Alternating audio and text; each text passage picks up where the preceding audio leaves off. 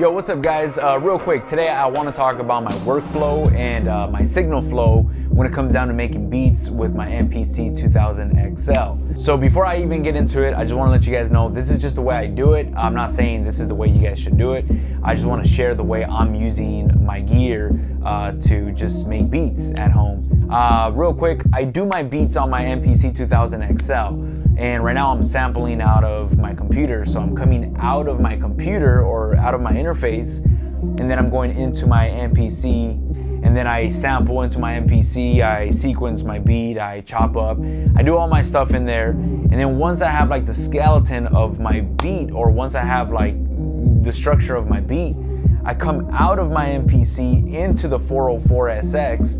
And when I'm going into my 404sx, I can just pretty much use the effects it has. I can use all these crazy sound effects that it comes with. Mainly that's what I'm using it for at the moment. And I find it very, very creative. Like, it has so much you can do just to add like certain character to your beat. Once I get my sounds from the 404sx, I come out of my 404 into Ableton. So, you know, my recording software right now is Ableton. I also use Pro Tools, doesn't matter what you guys are using. But yeah, so real quick, hopefully I'm not too confusing. I'm coming out of my computer into my MPC, coming out of my MPC into my 404sx, coming out of my 404 right back into my recording DAW. The reason why I'm doing it that way, the reason why I have it hooked up in that matter, is because I feel like the 404sx is a very, very fun piece of, honestly, as a toy. I find this to be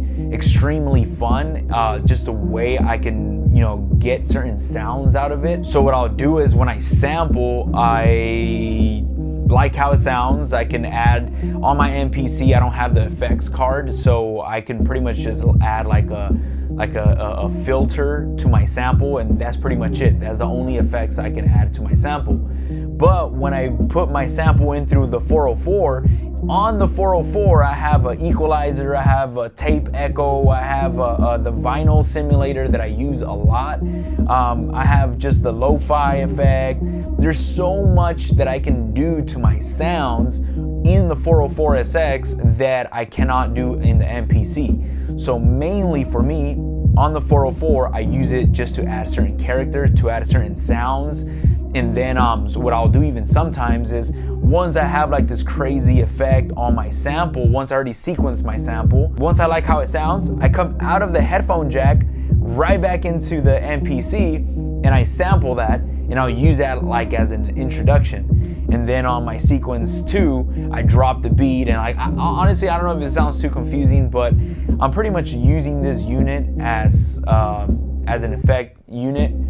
And honestly, something about the 404, I really don't know how to explain it, but it just sounds different running your beats through here. It adds a certain character to it that's kind of hard to explain, but I have a lot of fun with it. And honestly, is a toy. Is it necessary? Is not necessary. I don't think it's a make or break type of piece of gear that will, you know, like make your beat a better beat or break your beat. Now, I know a lot of these sounds, you can get them in your DAW, like in Pro Tools or in Ableton, like whatever it is that you're mixing in. You can get a tape echo, you can get a lo-fi simulator, you can get a lot of those stuff in your DAW, but something about the 404, like I say, running your beat through it, just it does make it sound a lot dirtier, a lot nastier. So if you are not trying to make your beat sound like that, I would pretty much take this out of your signal flow and just go straight into Pro Tools or your recording software. But in my case, I love the grit that it adds to my beats, and I've been loving it so far. That's the way I have this all hooked up. I just kind of want to share the way I'm making beats right now, how I have this connected to each other. If you guys also have a similar setup, let me know down in the comments how you guys have it hooked up. I find it very interesting. I've been seeing a bunch of other videos on YouTube on other people and how they have their 404 connected to their like signal flow in their studio. I find it very interesting. I find this thing to be extremely, extremely fun. More than anything, I find the 404 to be a very fun piece of, like, I kind of look at it as scratch paper. and it's just fun to make your beat or to get out ideas on the fly without having to worry about too much of the technical side. So yeah guys, hope you guys found this interesting. If you guys are running the same or something similar to this, let me know down in the comments what you guys have going on and how you guys have it connected. Thank you guys so much for watching this video. I'll catch you guys on the next one.